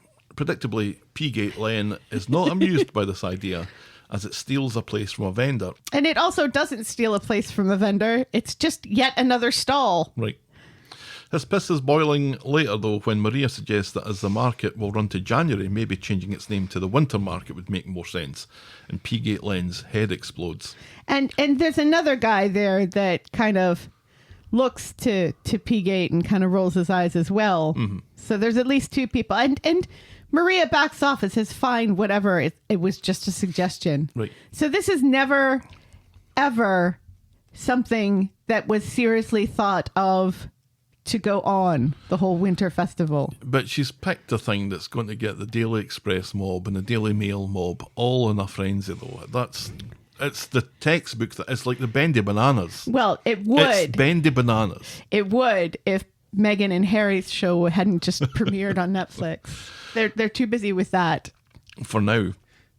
Maria heads back to Speed Dial to give them the good news that everyone, apart from Pee-Gate Len, was on board about the petition thing. Mm-hmm. But then she gets a call from a journalist asking her why she's wanting to cancel Christmas. So furious, Maria... Has the show moved to Alabama? Furious, Maria storms off to tell Gary and then sees Pee-Gate Len and she tears into him. He denies blabbing to the press but is glad that someone decided to because Maria is a hoorbag and Maria doesn't think anyone is going to care about this. But people do care about it, so she ends up chatting to a journalist in the Rovers about the winter market and the refugee centre.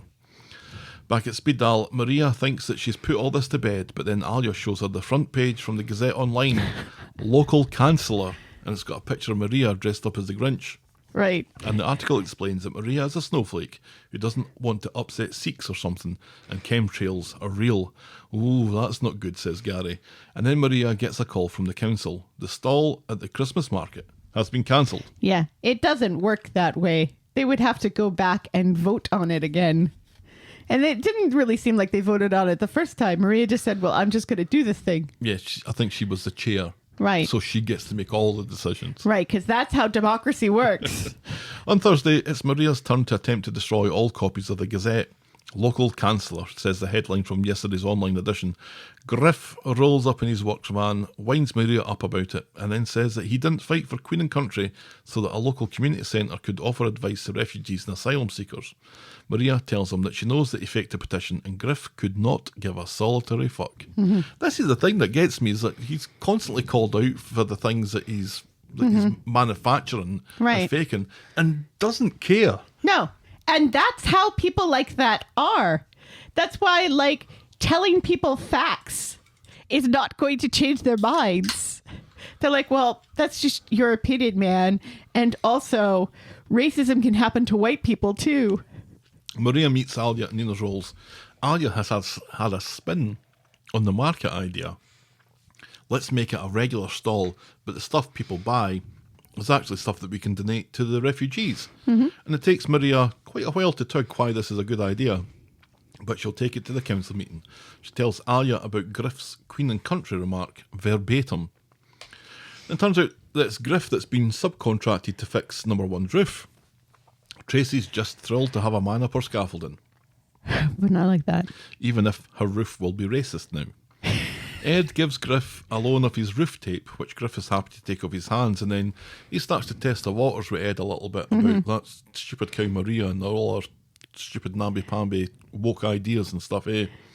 And Ed's like, well, Maria, she means well. Right. And also kind of gives him a weird look like... Who are you? And why do you think I care about... Right. We're talking about roof tape. Right.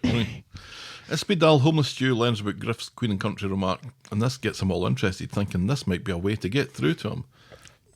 So when homeless Stu runs into Griff outside number one, he starts questioning him about where he served and what regiment he was in. And he tricks Griff into admitting that he was in the Navy, but then shuts up when homeless Stu gets all specific. And I thought this was quite clever from homeless Stu, because he says, you were in the service, so were you in the army? No, I was in the Navy. Ha-ha. I was in the Navy too. Because if homeless Stu had said, were you in the Navy? Griff would have said, no, I'm in the army. Right, because if there's one thing that we know from homeless Stu's glorious hair and beard is that's definitely a seaman. with those baby blues. Yes. It's the beard, though. And at this point... You expect to see him, like, with a peg leg behind the steering wheel. Because that's not a stereotype. What, selling fish fingers to people? Is he Captain Birdseye? He's the Gordon fisherman. Do we have Captain Birdseye here? Yes, but only in select stores. Like the British shop in Canada that we go to. And at this point, I thought, do you know, I've seen Griff somewhere before. So I looked him up. And the actor played one of the guys that stabbed Jon Snow in the Game of the Thrones. No wonder I hate him. There you go. I thought I knew I'd seen him somewhere before. That's where it was. He was in the Game of the Thrones. The Game of the Thrones, good for him. Yeah, and now he's back on Coronation Street. That's not the projection that your career is supposed to go. The Coronation of the Street. Yeah. The Coronation of the Street. Homeless Stu knows Griff is at it, and then Ed, the proud son of immigrants, comes back and asks for his tape back after he's had a word with Dee Dee. Wouldn't Dee Dee have told him about this awful racist guy on the street before now? I would just let him have the tape. Do you know what?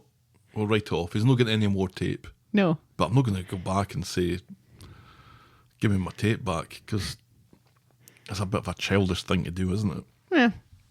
Back at speed dial, Yasmin isn't happy that homeless Stu got involved, and then isn't happy further when Alya wants to go and have a word with Griff about this.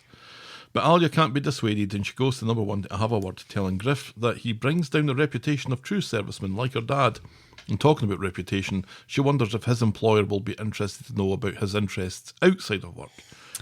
You know, Alya, maybe just go directly to his employer and not say something to him first about it. Stop telling him things that you're going to do. Right. Yeah. Yes. Have you never watched a Bond film? Or Coronation Street. Griff warns her to keep her Asian nose out of his business. In Nina's Rolls, Dee Dee is telling Alya about her old boss and how he was a bit of a racist and a bit of a sexist, and she called him out and she worried that she'd get fired, but instead she got a Rising Star Award. Sometimes you have to take risks, she says.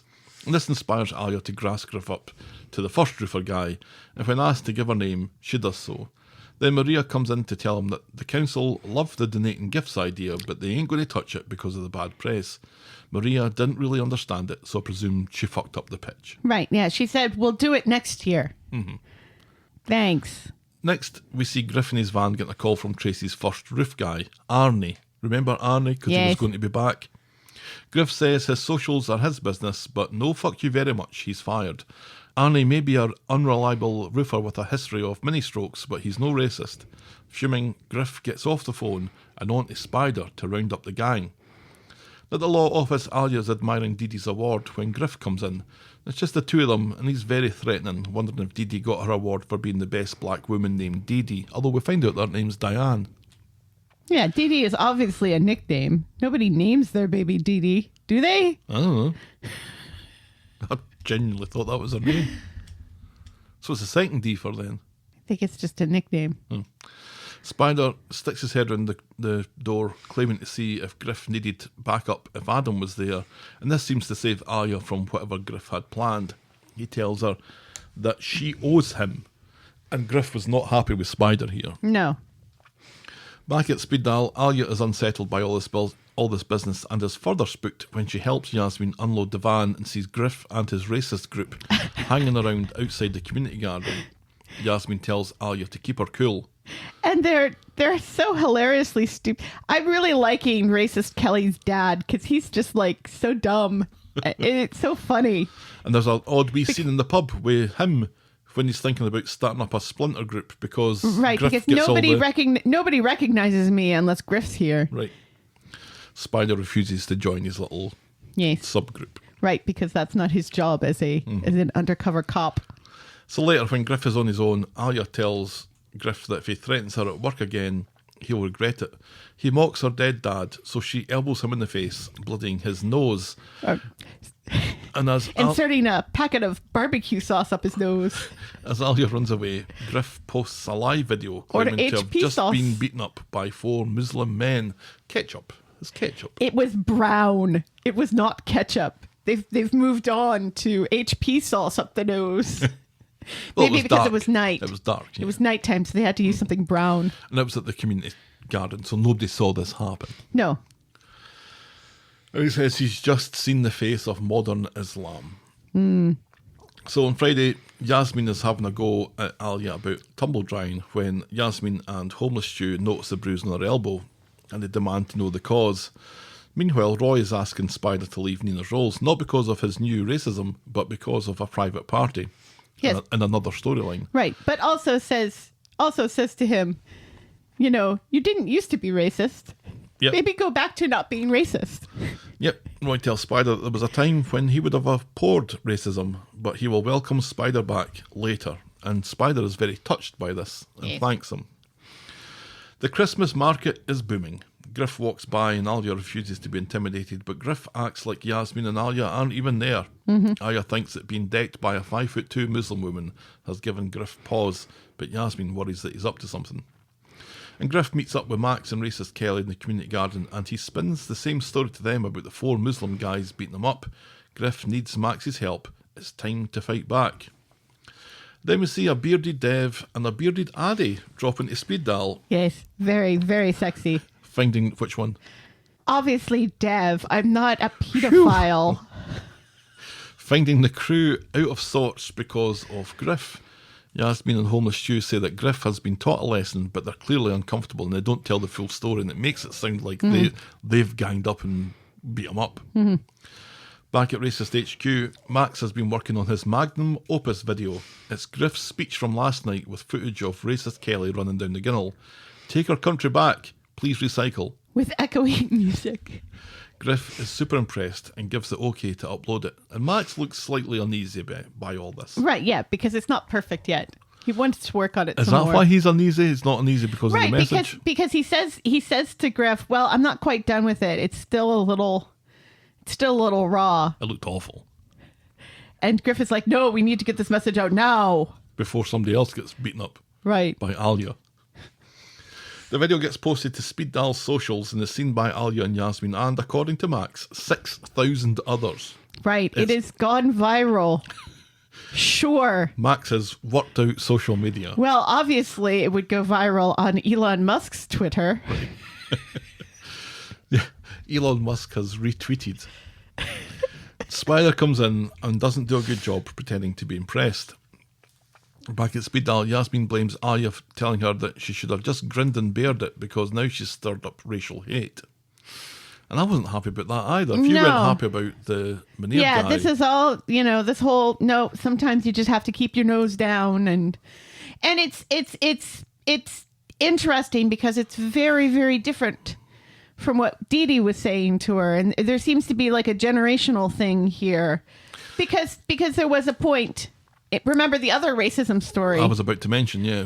Where initially Ed said, you just got to keep your head down and do your work and, let some of this stuff go until it got to a point where he couldn't let it go anymore. Right. It was very reminiscent of that. And Dev's, but despite it being reminiscent, it was something that I don't really want to hear from Yasmin because Yasmin is strong and not about to back down from people. Well, she's slowly becoming that strong person again. I don't think she's quite there yet. I think she's getting there. In Dev's, Alya is shopping when Addy comes in to reveal that he's been racially abused on the bus home and he was lucky to get away. And he said, I'm not even Muslim. Right. The thug said that they were protecting the streets from Muslims and Alya shifts uneasily and then leaves them to it. Later, Dev and Addy turn up at Speed Dial's Christmas market stall for dinner and Alya explains about the video that Griff made after she elbowed the shitbag in the face. Dev and Addy are far more understanding than Yasmin about this, and Dev gives some of his experiences. Mm-hmm. Which was good. Yep. It was nice. And when we see Max pass by, Alya asks Dev to look after the stall for a minute. And she goes to number 8 and explains to Max what really happened. But Max, he isn't interested either, and he says that Griff is his friend, racist friend. Not interested in facts, thank you. He closes the door in her face after calling her the real racist. Meanwhile, at Racist HQ, Griff has some plans that he's speaking over with Spider.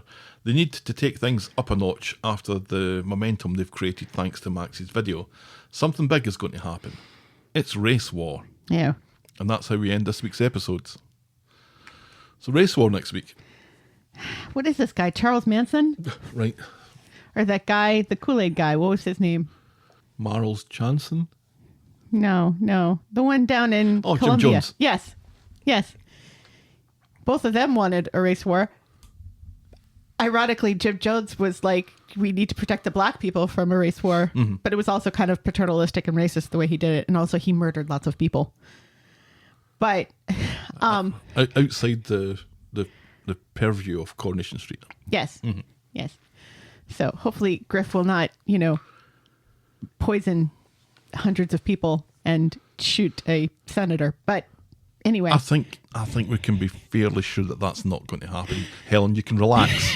Stand down, Helen. Relax. Are you growing tired of this? Not yet. It's kind of exhausting to watch. Oh, it's very exhausting to watch. But, so much of this stuff goes on in the real world. And the message is not getting through to the people who need this message.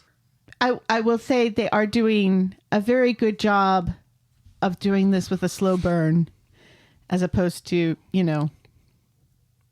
Eric's alcoholism. Yeah, they're doing this better than Eric's alcoholism. Right, yes. They're doing Kebab Guy better than they're doing Eric's alcoholism, though. Right, because they are making Griff nuanced where he's not necessarily being racist towards Ed because he's assuming incorrectly that Ed's not associated with immigrants. I saw that. It was like, how can Griff be racist if he's talking to Ed? Right. Because that's not how racism works. No. I can't be racist. I have black friends. That's exactly what that is. Right. And if Ed was to have shortchanged Griff, or if to give him a roof tape that wasn't sticky, right? All of a sudden that'd have been a race thing. Yeah. Oh, that's typical of Ed. That's typical of people like black Ed. People, right? Right. Yeah. It's quite uncomfortable to watch, and it just. I don't like the idea of Addie getting racially profiled. That makes me really sad and anxious for that poor child. But I think it is very good that they're kind of bringing the Alahans and the Baileys into this now, finally. Right. I think that is definitely good. it feels like it's slowly crawling to this like big event with like a bomb or something. Like I've been saying, racism's got to, they have to blow stuff up. Right. Yeah. And it's like, on a daily basis, that's not what happens. It's a slow burn, and it gets good people in the crossfires and losing custom, and people like Maria getting bashed for stupid things and stuff, and kind of goes out with a whimper. And, to give them this sort of power that they can destroy things, that it's so easy for them to make bombs and stuff. I don't know if that's necessarily the right message. I don't know, they have to amp it up a little bit because it is drama and it is fiction, although it is reflecting aspects of real life and society. I think something incredibly violent is being planned because of the time of year right. we're at. It is kind of right. heading towards something. You can't have Christmas without death. Without a racist bomb going off. So I think that is still on the cards. There was nothing really this week that made me want to double down on the Griff as a paedophile thing. Right. But there was nothing to suggest otherwise. So I think that's still a possibility. So, but... And I still disagree, which is fine. That's fine. It's great when we disagree. It makes it more interesting. Well, if we're good with everything, one of us isn't needed. Right. So join in next week when I... No, I get what you mean. I get the people that you want to change their minds on this. Right. The portion of that who are going to change their minds on it is probably very small. So it feels like it's an awful lot of effort spread over an awful lot of weeks for fairly minimal return. Because all it's really doing is proving that people who don't think like this, it's just making us feel...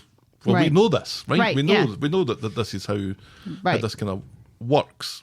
There is no argument compelling enough to make some people change their minds. But that doesn't mean to say that you can't try. Yeah.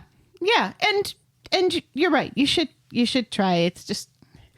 And like I said, I do feel like the show is doing a really good job, and it's not, solving racism in a week like they right. did with the initial Bailey stories right.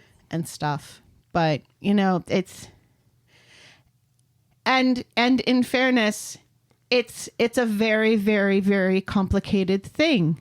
And it goes back, this is not a new thing, racism and being xenophobic about immigrants and stuff. And both the United Kingdom and also this country would not be the countries they are today if people hadn't been oppressed in the early years of our country's existence.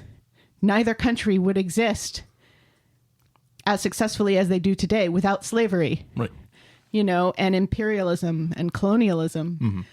So, and that's a really complicated thing, and it makes people feel things, and it makes people feel threatened about their own selves and their place within that system. And sometimes that makes people just double down and dig in even deeper because acknowledging the truth hurts. Maybe we need more of this. Maybe we need more of these just kind of gentle reminders within popular culture that this is indeed the thing for people to finally get more comfortable with it. I think an awful lot can be said as far as homophobia and misogyny, with the fact that, and to a degree even already with race, that the more members of the LGBTQIA community are not just acting in these things, but writing these things and directing these things and producing these things, and are, behind the scenes as well as in front of the scenes, the more people become comfortable with the idea that women are just as smart and strong as men, and gay people exist, and it's not a choice. And, you know, your ideas about what people of color are wrong. There's a little show that started on the BBC in the last couple of weeks called The Traitors. Yes. You may have heard me mention it. Once or twice. And you may have heard me whoop with delight at it. Yes. And I think it's a really good show, and I think it works exceptionally well. And there are a number of reasons why it works exceptionally well. And one of those reasons is the diversity of the people that are involved in it. It's like you have a very diverse cast of contestants that are airing their views about who is the traitors and why they're the traitors and stuff. And I think the show would still be watchable. I don't think it would be as good without the diversity in the cast list of it. I think the diversity adds something to it. Yes. And as a microcosm of society, I think it proves its point rather well. And that's all I'm going to say about that. Okay. So that was the week that was Coronation Street then. What was your moment of the week? Oh, gosh. Is it Amy and Jacob's faces when they find out that not only is Summer not pregnant anymore, but she and Aaron have been lying to Esther and Mike? I'm more inclined down the Hope, Sam and Joseph route. Their seance? I thought the seance was pretty funny. Their wee faces. B, it's a sign for biscuits. Yeah. That was pretty funny. All right. That was good. Yeah. So seances are... Junior seance is our... Moment of the week. Your boring moment of the week. Moment of the week. Boring moment of the week. Is it Ken talking about experimental theater? No, because look in his face, it's just so funny. Is it Mary trying to explain to Brian what experimental theater is? No, even though they just watched it. That was kind of funny. And that was also kind of one of the things that makes me think that they're trying to nudge Brian and Mary together. Was it the roof tape? The handing over of the roof tape? No, it was Homeless Stew buying 2 toy cars. That's what it was. Oh my God, that was ridiculous. I forgot all about that. Oh, I was late getting her to school because I stopped to buy 2 toy cars. Even I wouldn't do that. You would totally do that. What are the toy cars? I hope the toy cars are going to become important at some point. Wasn't one like a car that... There were 2 Capris. There were 2 Mark III Capris, I think. Homeless Stu had when he was younger and was also involved in a movie or something. Baby blue eyes. Yep.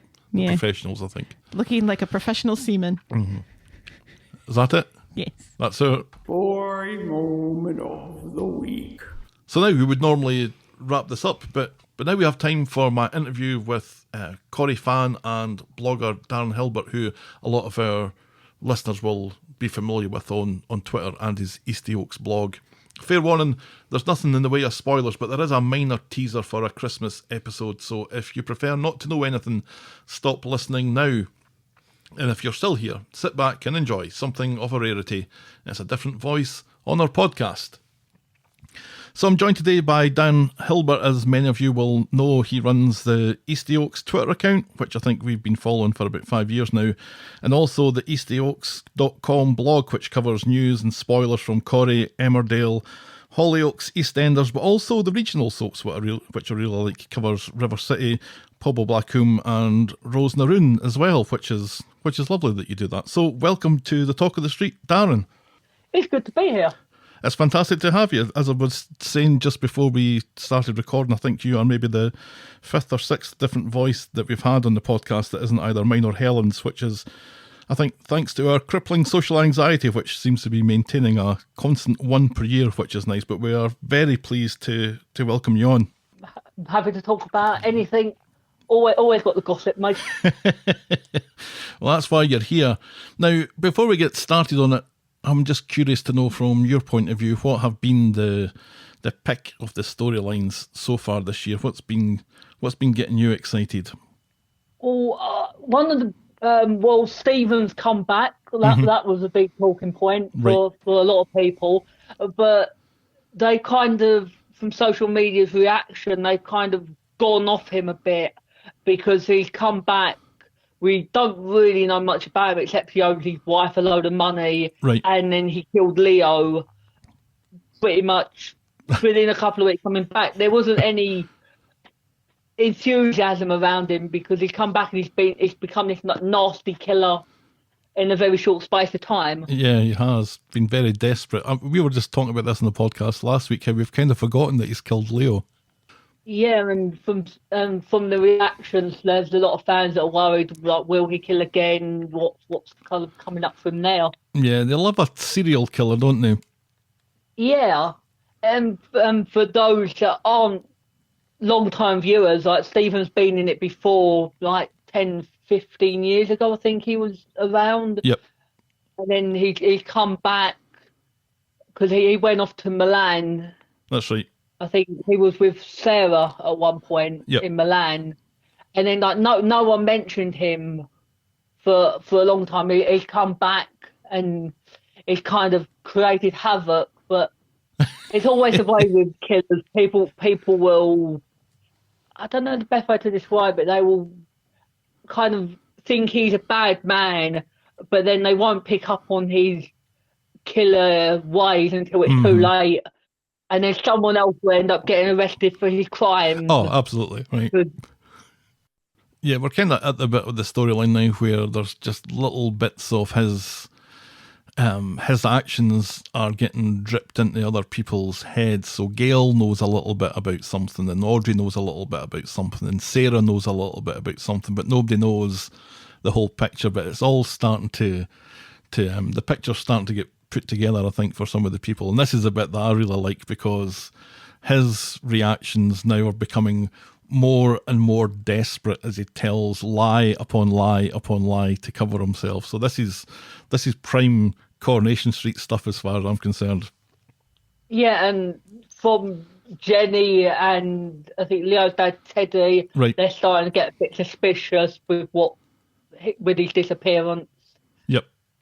So there's probably more to come from that. And the fact that he buried Leo, so that's a secret that's got to be uncovered at some point. Yeah, there was that scene, wasn't there, at the petrochemical plant or wherever it was, where we saw him burning his clothes, but I don't think we've any idea where poor old sinkhole Leo's remains have wound up. No, and everything gets uncovered at some point. Oh yeah, absolutely. Yep.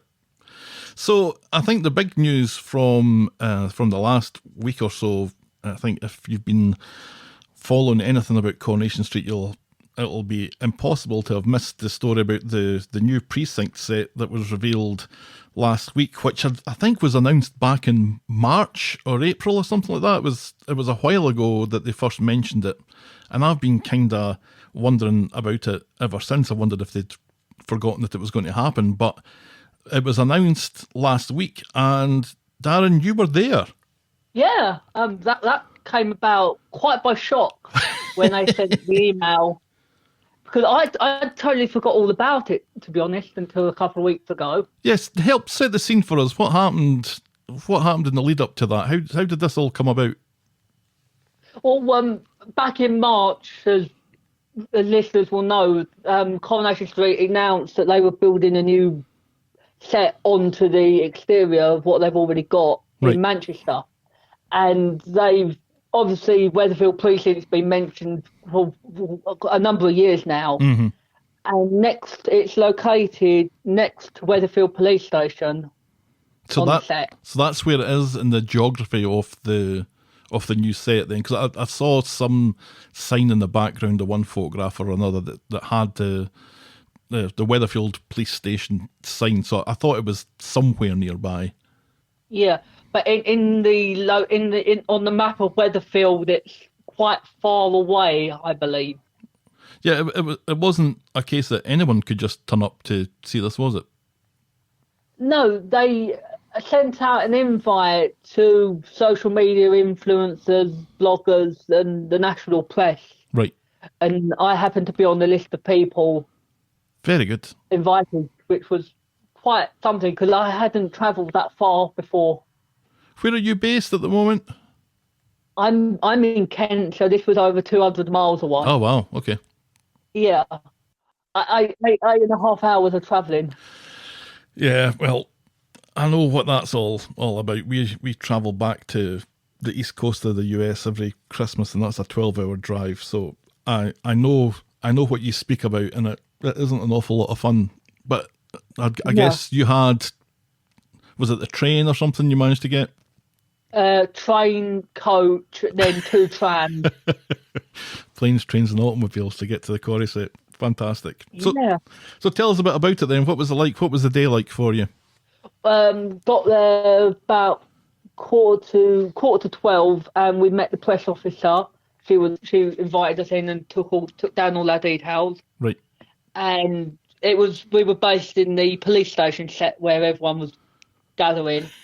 And a small group of people turned into a large group of people very quickly. Right. And it was overwhelming because there was me surrounded by people whose work I've been reading for years. I bet. Oh, yeah, that's amazing. Meeting Duncan from the Metro. Yep. I met digital spy writers. I met the ex-editor of the Inside Soap magazine. He was there. Wow. So this was quite overwhelming as a fan of these people to suddenly see them in person when I've only ever read their work. Right. Yeah, because you're blogging away doing your thing, and writing's always quite an isolating activity, right? You can do it you don't have to really contact anybody if you don't need to, or you don't want to. So I can imagine just getting thrown in front of all these names and faces that you recognise from social media and different blogs must have been quite the staggering moment. It was walking through the gates, because as I said, like with the corrie tour, it's such a long way from me. I've never done that before. Right. So walking through those gates for the first time, and then walking into this area that I've watched for 30 years on telly, it was quite a moment. So this was your first time on the corrie set as well, right? Yeah, the first time ever on a soap set. Oh wow! So you've got the excitement of that, which is, like you said, you're seeing things that you've seen on TV for as long as you can remember. Throw into the mix the fact that there's some of the cast there, and throw into the mix as well, there's all these names and faces from like journalism and websites and stuff. This has got overwhelming written all over it. Yeah, it was very nerve-wracking because one of the things that I've had on my to-do list for a long time is I've wanted the chance to do an interview with someone. Right. Like a proper, one-on-one interview. But because I'm like low down on the list of priorities when it comes to working and speaking with soap stars, I've never had the chance to do like a one-on-one interview. Right. So I spoke to Harriet Bibby that plays Summer. Oh, fantastic. That's amazing. And that was just incredible, speaking to someone that I watch on TV like every day of the week. Right. And someone that's so involved in the current batch of storylines as well. Yeah. So that's pretty much a very much sought after interview that you got with her then. Was that arranged beforehand, or was that something you just managed to work out on the day? I spoke to the press officer on the day because Harriet was amongst the cast that were unveiling the Weatherfield precinct. Right. So I managed to grab a few minutes with her and put my questions to her. Oh, superb. That's excellent. Oh, good for you. So I was going to ask if you managed to get a chance to speak with any other members of the cast and any other the corrie content creators. You mentioned Duncan there. Was there much opportunity to mingle with the great and the good? I spoke to him a few times throughout the day. He was doing his work, getting interviews and getting all the gossip from the Metro. Right. I was with the Coronation Street blog team. Oh, yeah. Yeah, Sophie and Ryan, because they've been to the set before, so they knew what was what and how these things work. Right. So they were an invaluable help. Oh, that's fantastic. Calming my nerves. So I shadowed them for much of the day.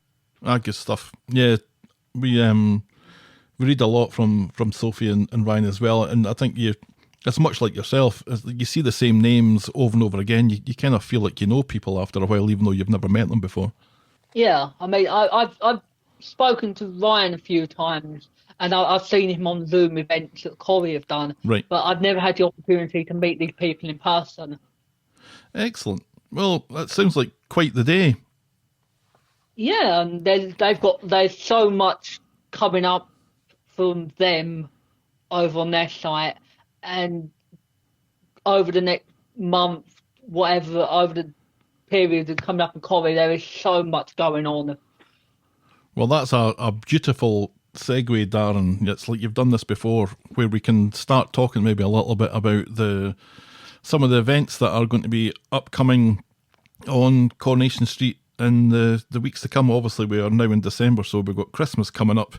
And I think the last couple of Christmases and the batch of storylines that we've had for the last couple of years, probably thanks to COVID for a lot of reasons, they've all been, or they've both been rather maybe kind of sedate in comparison to some other years, kind of harken back to the old Corrie Christmases of old. Like last year we had Billy playing a piano in the cobbles, and we had the Platts Bistro Christmas being a bit of a wipeout, and Tyrone and Phil with two L's were fighting on the street.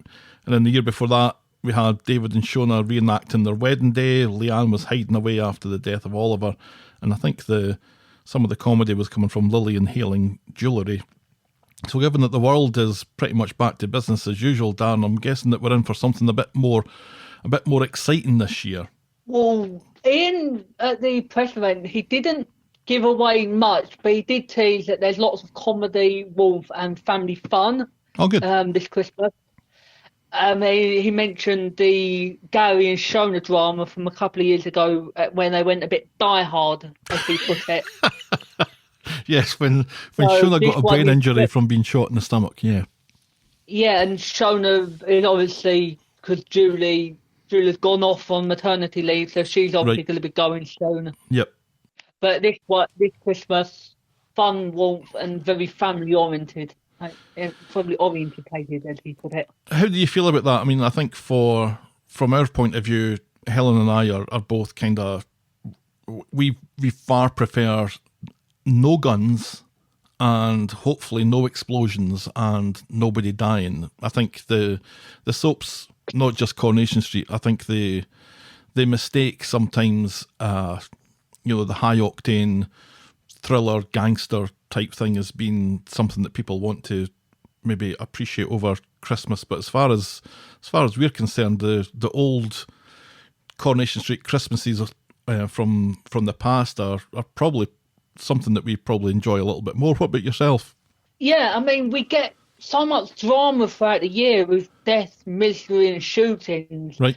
I'm not saying don't have something going on at Christmas, but when you're sitting down to have a Christmas dinner or whatever, or you're chilling in front of the TV, the last thing you want on Christmas Day is to watch someone getting shot every year. Right. Yeah, that's pretty much our standpoint as well. So, because after a while it comes to it, because if it keeps happening at Christmas, it's no different to the storylines you get over the rest of the year. Right. Yeah, and I think this kind of drip feed that a little bit. We get maybe something over Britain's Got Talent week, or we got the Halloween stuff this year where the whole week was pretty much dedicated to Kelly leaving, and we didn't know if anyone was going to be falling off that wall or falling off that roof or whatever. So it's something of a relief then to hear that maybe we're getting something that's maybe a little bit more character driven, a little bit more family orientated, as you said. That sounds like pretty much the ideal Christmas Corrie for me. Yeah, less is more sometimes, I reckon. Yeah, absolutely. So was there anything specifically that you managed to hear about, or anything that you think's coming up?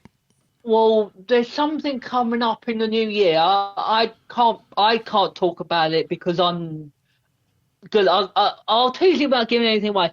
There's drama for 3 people that I know of, and it involves guns.